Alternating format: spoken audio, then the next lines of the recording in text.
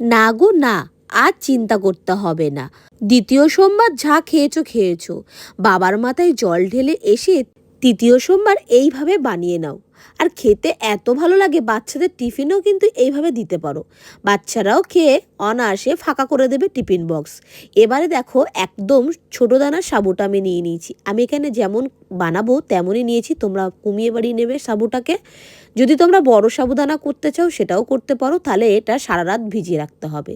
ছোটো দানার সাবু 1 ঘন্টা ভিজিয়ে রাখলেই হয়ে যাবে। এবার বারবার জল পাল্টিয়ে আমি এটাকে ভিজিয়ে রেখেছিলাম 1 ঘন্টার মতন। এবারে দেখতে পাচ্ছ জল কিন্তু পরিমাণ বুঝে এখানে অ্যাড করতে হবে, যাতে জলটা সুন্দরভাবে টেনে নেয়। তারপরে জল ঝরিয়ে নিয়েছি, দেখতেই পাচ্ছ। এবারে এখানে সেদ্ধ করা আলু দিয়ে দিচ্ছি। আলুটাকে কিন্তু আগে থাকতেই ম্যাশ করে নিতে হবে, আর যতটা সাবু তার অর্ধেকটা আলু দিতে হবে। এবার এর মধ্যে অ্যাড করব ধনেপাতা কুচি, কাঁচা লঙ্কা কুচি।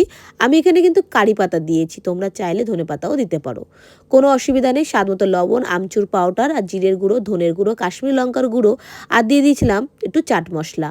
স্বাদ মতো লবণটা তো অবশ্যই অ্যাড করে দিতে হবে। এখানে এবারে দেখো, আমি কিছুটা বাদাম আর তিল একটু গরম তেলে নিয়েছি, সেটাকে দিয়ে দিলাম গুঁড়ো করে।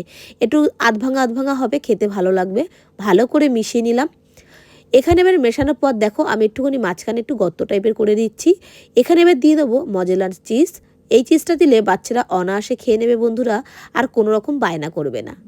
আর তোমরা চাইলে চিজটা নাও দিতে পারো, এমনিও বানাতে পারো, গোল গোল কিংবা চওড়া চওড়া শেপ করে। এবারে দেখো, হাতটাকে ভালো করে ধুয়ে নিয়ে এইভাবে একটুখানি বল শেপ করে, আমি প্রথমে বল করে তারপর একটুখানি লম্বা করে নিচ্ছি।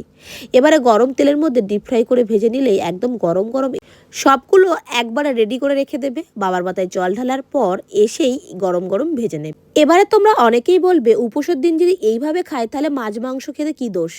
কিন্তু অনেক পুজোতে লুচি ভেজে কিন্তু দেওয়া হয়, তখন তোমরা কি করে খাও সেটা আমাকে কমেন্টে